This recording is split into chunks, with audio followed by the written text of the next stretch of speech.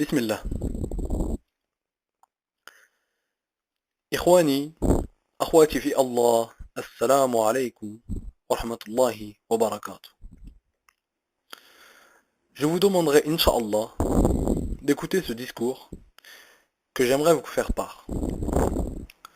Je commencerai ce discours par une phrase que tout musulman connaît, qui est Wala hawla wala quwwata illa billah.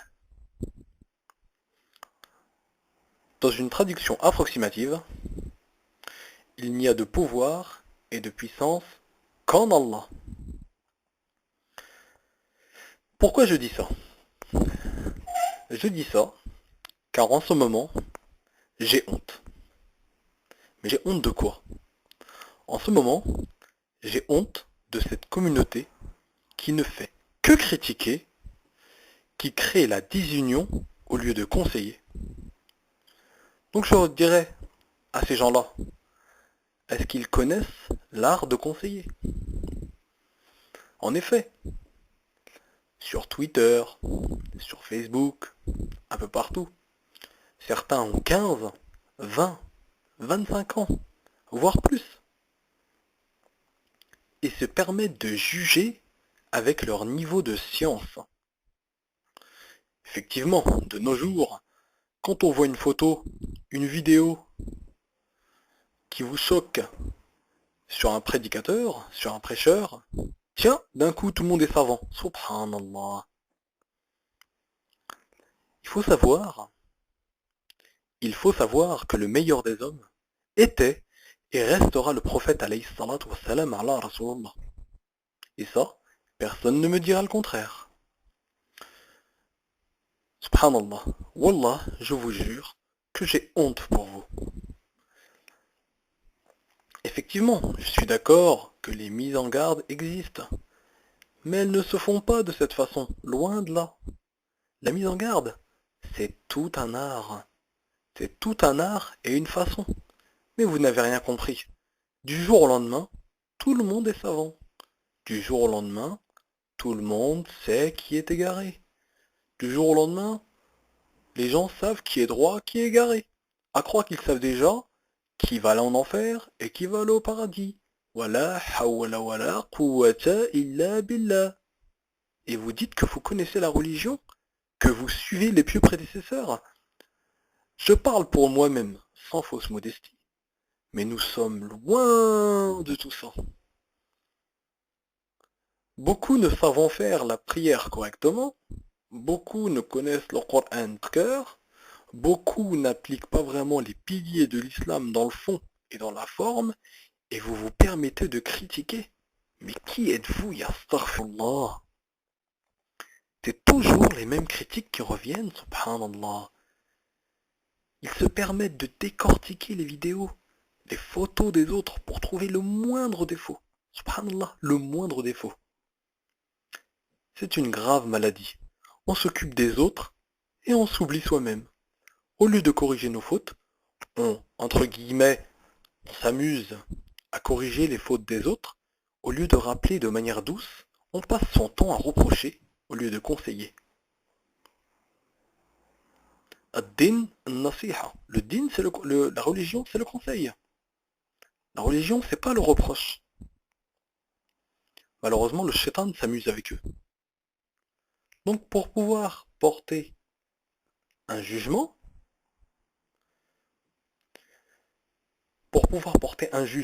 aussi dur sur un travail accompli, même s'il reste perfectible, il faut avoir une grande expérience de la da'wa, de la sunna. Or, je pense qu'à l'heure actuelle, les critiqueurs, les moqueurs n'ont pas cette expérience, vu leur manière d'agir, vu leur manière de parler, et ceux-là se disent musulmans, ceux-là se disent salafis, ceux-là se disent Ahl al-Sunnah wal-Jama'a. Subhanallah. Cheikh Albani, rahimahullah, disait chaque jour je me lève et je me rends compte, et chaque jour je me rends compte combien je suis ignorant. Subhanallah. C'est Cheikh Al-Albani qui disait cela. Mais alors que dire de nous? Que dire de nous qui ne connaissons même pas Juz Amma pour la plupart, ainsi que son tafsir, le charh. Wala hawla wala quwwata illa billah. Avez-vous oublié cette parole du prophète alayhi salatu wassalam ala Rasulullah qui dit: celui qui cache les défauts de son frère, Allah lui cachera ses défauts d'ici-bas et dans l'au-delà. À croire que la parole du prophète alayhi salatu wassalam ne vous concerne pas. Astaghfirullah. On préfère suivre une soi-disant, entre guillemets, logique de quelques blogs, de quelques pages Facebook, et personnes qui passent leur vie à faire des mises en garde, qui dénigrent, qui diffament, et qui, depuis, se mettent aussi en garde eux-mêmes. Subhanallah. Et bien sûr, certains parmi ceux qui mettent en garde ne sont ou ne font même pas partie des savants qui sont enracinés dans la science. Ce ne sont que des étudiants en sciences. Bien sûr, l'étudiant en sciences peut aussi se tromper. Attention, n'oubliez pas que la créature la plus parfaite a déjà quitté cette dunya il y a pas mal d'années. Je parle bien sûr du prophète sallallahu alayhi wa sallam. Je répète, l'étudiant en sciences peut aussi se tromper. Et il est possible qu'il tombe dans l'erreur. Et il ne convient pas de dire alors comme réponse: ah, il s'est trompé, donc celui-là n'est pas salafi. Ou bien tel: ah, lui c'est un hizbi. Ah non, lui c'est un innovateur. Subhanallah. Je vais vous dire une parole de Cheikh Ibn Baz, qui a dit: l'imam Malik, l'imam Ahmad, l'imam Abu Hanifa, ou même l'imam Shafi'i, et d'autres, eh bien, ils se sont déjà trompés, et ont fait des fautes qui sont certes connues. Cependant, cela n'a pas empêché les gens de profiter de leur science, qui est conforme avec la vérité, avec la sunna. Tous les savants se sont déjà trompés, puis sont revenus à la vérité, ou ont compris d'une manière différente, ceux qu'ont compris d'autres savants. Je vais vous raconter encore une autre histoire, qui j'espère tout le monde connaît, l'histoire de Moussa alayhi salam avec Al-Khadr. Moussa alayhi salam avait dit à son peuple qu'il était la personne avec le plus de science, qui avait le plus de science et de savoir. Mais par la suite, Allah Azzawajal lui a évoqué le contraire. Il lui en a même voulu au départ, et lui a évoqué le contraire en lui disant qu'il n'y avait une personne qui avait une science qu'il n'avait pas. Vous retrouverez cette histoire dans la sourate Al-Kahf, la caverne, pour plus de détails. Je ne vais pas la détailler, mais il suffit de consulter le Coran, sourate la caverne, sourate 18, pour savoir, pour connaître l'histoire. Vous imaginez, subhanallah al-azim, même Moussa alayhi salam n'avait pas toute la science, car la science appartient à Allah Azzawajal seul. Mais alors qui sommes-nous? Ce sont les prophètes nos exemples. Sachant que les savants sont là pour nous éclairer, pas pour nous guider, alors que dire des étudiants en sciences? La guidée est présente depuis l'avènement de l'islam et du sceau des prophètes. Il ne faut pas être dupe pour voir que l'on se rapproche de la médisance dans certains propos. L'imam An-Nawawi, rahimahullah, entre parenthèses, que tout le monde dit pour se défendre qu'il a autorisé la médisance soi-disant, alors qu'il l'a autorisé, certes, mais pour un contexte précis, pour un but précis. Donc, je disais que l'imam An-Nawawi, il a défini la médisance comme étant le fait de parler sur une personne en son absence, en des termes qu'il réprouve.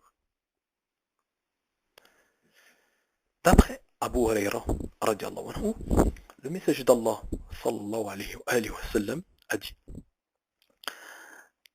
savez-vous en quoi consiste la médisance? Alors les gens autour dirent: Allah et son messager sont les plus savants. Donc le prophète sallallahu alayhi wa sallam dit: la médisance, c'est lorsque tu parles de ton frère en des termes qu'il réprouve.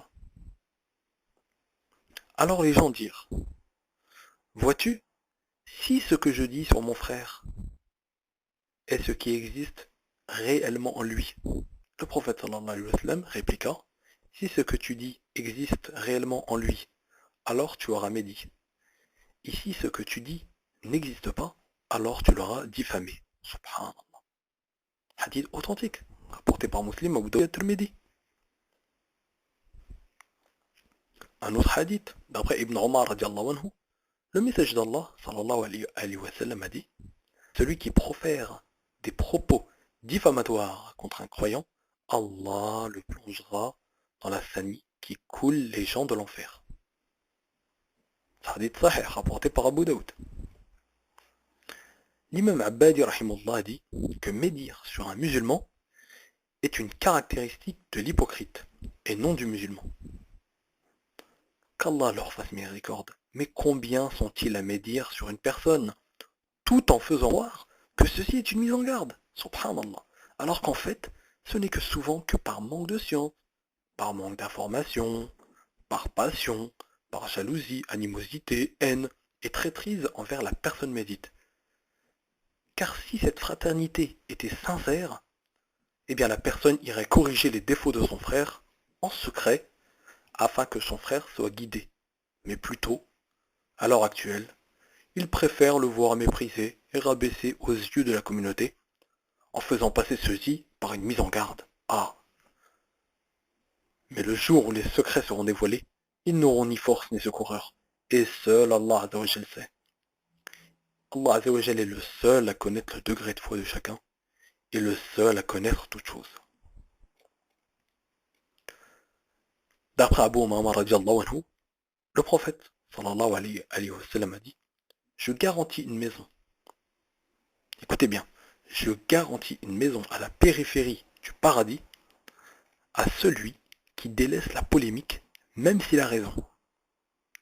Je garantis une maison, vous avez bien compris, hein, une maison à la périphérie du paradis à celui qui délaisse la polémique, même s'il a raison.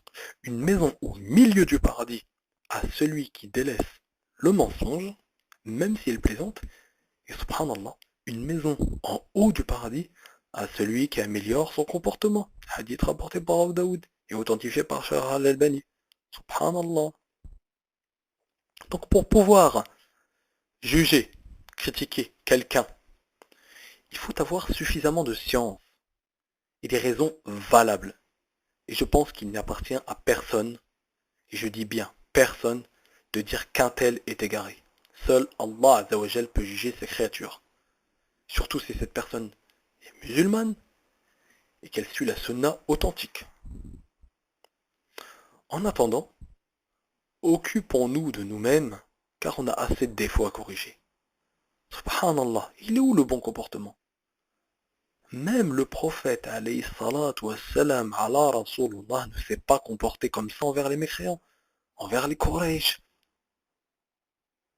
Alors n'en parlons même pas des musulmans. Beaucoup de gens se permettent de traiter d'autres gens d'égarés avec une facilité. Subhanallah, mais c'est incroyable. Et pourtant, ces gens-là aussi ont des mises en garde. Mais pourtant, même ces gens-là qui ont des mises en garde, même moi, je ne mettrai pas en garde ces gens-là, car je ne jugerai personne. Je n'ai même pas assez de science, et je pense que je n'en aurai jamais assez pour arriver à un stade où je pourrais mettre en garde quelqu'un. Subhanallah, de nos jours, on met en garde aussi facilement que si on prononce un salam alaikum. Allah yahadina tous. Il ne faut pas s'attaquer aux croyants. Où est la douceur dans les comportements, mes frères et sœurs? Où est la douceur? Où sont les paroles douces? Où est le bon comportement? Où est la pudeur dans nos mots, dans nos propos? Le manque de personnalité des gens font qu'ils ne vont même pas chercher plus loin que le bout de leur nez. Alors parfois, on me dit, comme là actuellement, il n'y a pas longtemps, ah, je n'écoute pas cet imam. Ah, je n'écoute pas cet imam car il y a des mises en garde contre lui. Ah oui, des étudiants en sciences l'ont mis en garde. Subhanallah. Donc autrefois, moi j'ai voulu comprendre ça. C'est normal. Je fais des recherches, un peu comme tout le monde. Donc autrefois j'ai voulu comprendre, mais ce qu'elle me disait ne tenait pas debout.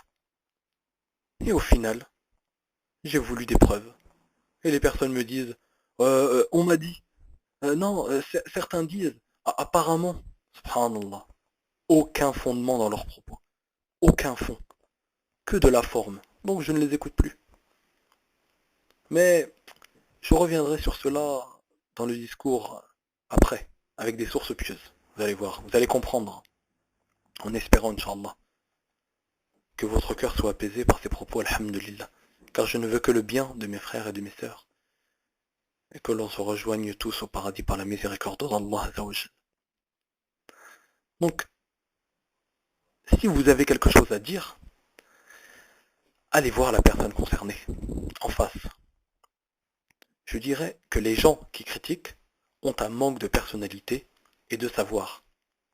Car si vraiment on connaissait et on appliquait les hadiths que j'ai relatés juste avant là, je vous assure que l'on formerait exactement ce que l'on appelle une communauté, une umma. Et c'est vraiment dommage. Mais je vois que l'on est... Enfin, je trouve ça dommage, car je vois que l'on est loin de tout ça. À croire que la division est un bienfait. Subhanallah. Suite à cela, des frères et même des sœurs à tête dure et au cœur dur diront que les hadiths que j'ai évoqués sont hors contexte, que je n'ai pas regardé l'ensemble des hadiths sur ce sujet, ou bien que je les utilise comme bon me semble. Subhanallah. C'est très facile d'avoir ce genre de propos, alors que les mots sont clairs et évidents.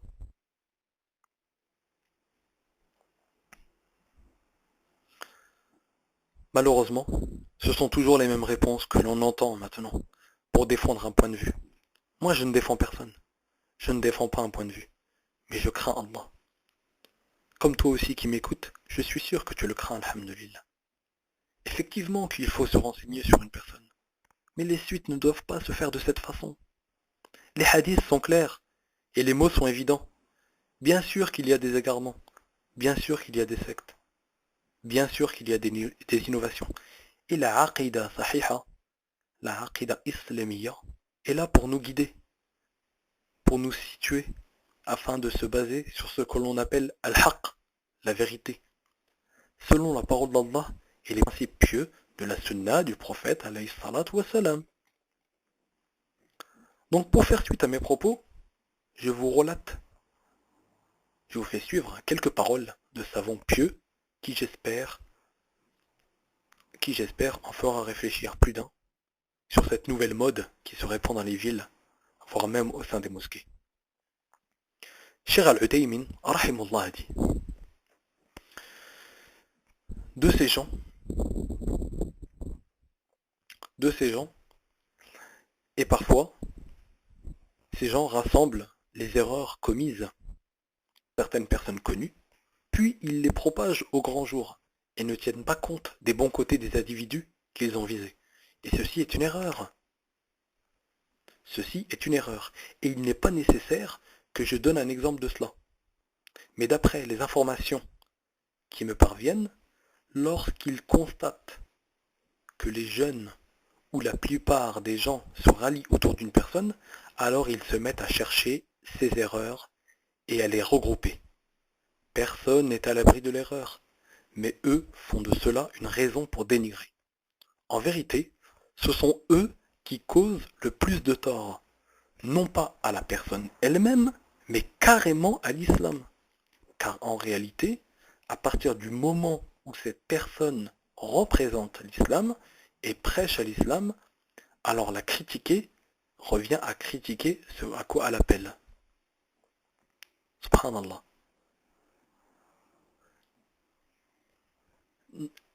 N'avez-vous pas remarqué que les mécréants, au début, ils décrivaient le prophète sallallahu alayhi wa sallam comme étant quelqu'un de confiance et de sincère.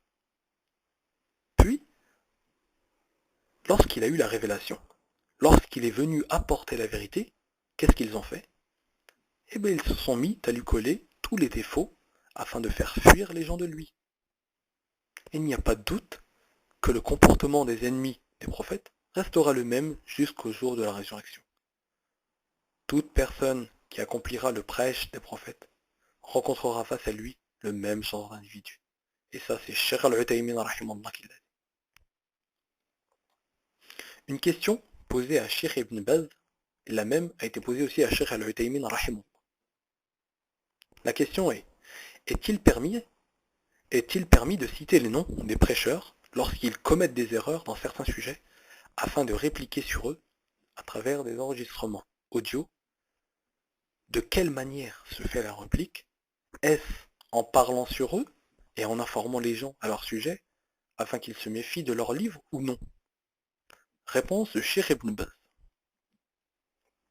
Lorsqu'une erreur est constatée, alors on éclaircit cette erreur en argumentant par les preuves, tout en faisant des invocations à l'intention de l'auteur de l'enregistrement, en demandant bien sûr à Allah qu'il lui fasse atteindre la vérité ou qu'il lui raffermisse ses pas, en disant par exemple que cette parole est mauvaise, et que l'on doit argumenter en expliquant quelle en est la preuve, et dire peut-être qu'il n'a pas prêté attention à cela, ou que cela lui a échappé. Que de belles paroles. Sur la réponse de Cheikh Ibn Baz, il interroge les gens de science afin de pouvoir démontrer clairement l'erreur de l'auteur de l'enregistrement audio qu'il aura préalablement fait parvenir aux gens de science avant de les interroger à ce sujet. Et il cherche ainsi à se mettre d'accord avec lui. Et lorsqu'il remarque, une faute évidente de la part d'une personne de science, alors il lui explique avec des preuves, en agissant d'une bonne manière et en employant de bonnes paroles, sans sévérité ni dureté, et sans le dénigrer, en disant qu'il ne faut plus prendre qu'il ne faut plus prendre la science de lui, ce qui arrive de nos jours. Mais plutôt, on lui montre son erreur, tout en précisant qu'il fait partie des gens de science, et que l'on prend de lui tout ce qu'il explique aux gens concernant les avis juridiques et religieux, sauf les sujets dont les preuves montrent clairement qu'il se trompe. Comme je vous ai dit tout à l'heure, l'imam Malik, l'imam Ahmad, l'imam Abu Hanifa, l'imam Al-Shafi'i et d'autres se sont trompés, et ont déjà fait des fautes qui sont certes connues. Cependant, cela n'a pas empêché les gens, les fidèles musulmans, de profiter de leur science qui est conforme avec la vérité. Cheikh Al-Uthaymin, lui, a répondu aussi, à peu près de la même façon, en disant que de chercher les erreurs auprès des musulmans, chercher après les erreurs des musulmans, c'est pas permis.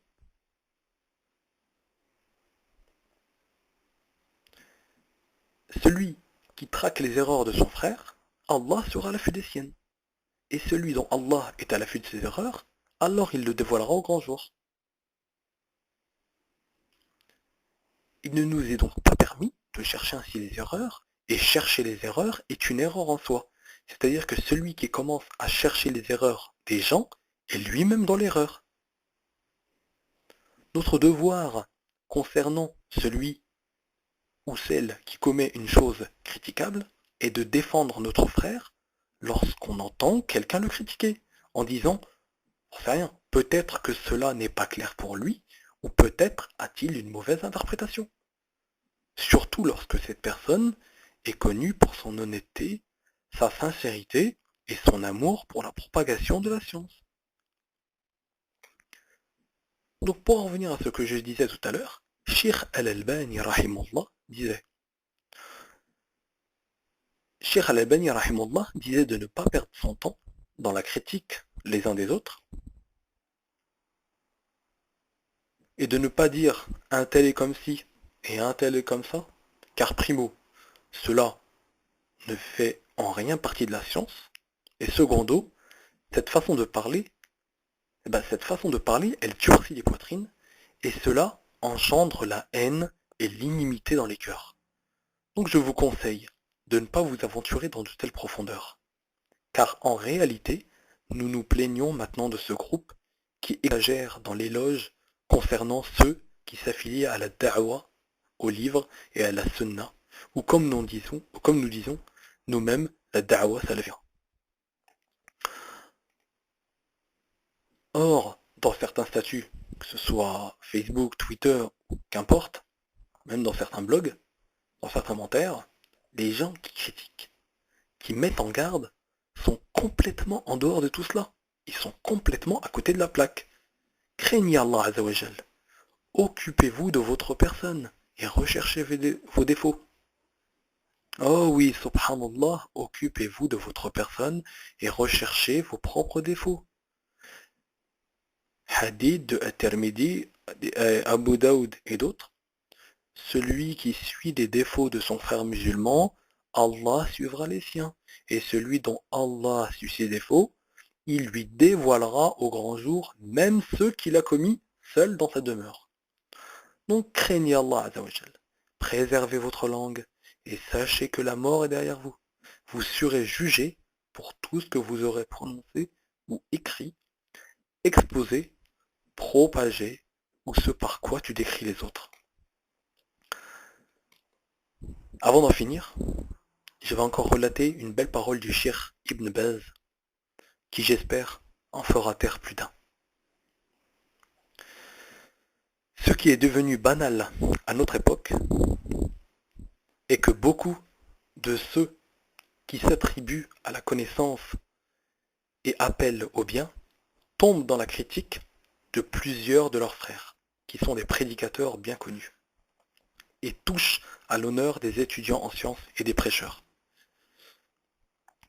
Donc ceci est parfois fait secrètement, dans leur cercle, parfois par le biais de cassettes ensuite distribuées aux gens, ou parfois publiquement, mentionnées pendant leur rassemblement dans les mosquées.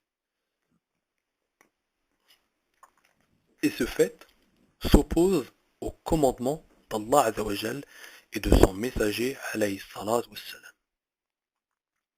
Et ce, d'un certain nombre d'angles. Ainsi, je conseille, c'est toujours une parole du Cheikh Ibn Baz, ce n'est pas mon conseil, c'est le conseil de Cheikh Ibn Baz. Donc ainsi, je conseille sincèrement ces frères qui sont tombés dans la diffamation et la calomnie des prêcheurs de se repentir à Allah pour ce qu'ils ont écrit avec leurs propres mains et dit avec leur propre langue, ce qui peut avoir été la cause de la corruption des cœurs de certains jeunes, remplissant leur cœur de haine et de méchanceté et les éloignant de l'acquisition de la connaissance salutaire et de l'appel à Allah Azzawajal. Venez voir nos mosquées, comment les conflits ont augmenté à cause de tout cela. Subhanallah. Et pourquoi? Parce qu'ils sont préoccupés par le qila wa qal. Le qila wa qal. En gros, dans une traduction approximative, un tel a dit ceci, un tel a dit cela. Ils sont préoccupés par le qila wa qal et ils sont préoccupés par le bavardage qui concerne cette personne et cette autre personne et cette autre personne, et en voulant à tout prix chercher les erreurs des autres et les charger de celles-là. Donc au lieu de cela, ils devraient commencer à faire des actions fructueuses qui les rapprocheront d'Allah et qui seront d'un intérêt pour des croyants. Donc je mets fin à ce discours en espérant faire prendre conscience à ces gens qui critiquent que l'islam est une religion de bienfait et que le musulman doit avoir un comportement exemplaire dans sa manière d'agir et de parler, et ainsi d'avoir une certaine pudeur dans ses mots, une certaine pudeur dans ses gestes.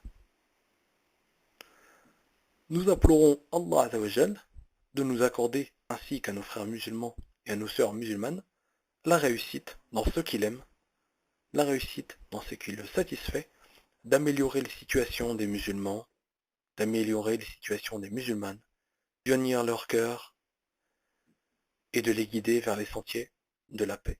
Alhamdulillah, Rabbil Alamin, wassalamu alaykum wa rahmatullahi wa barakatuh.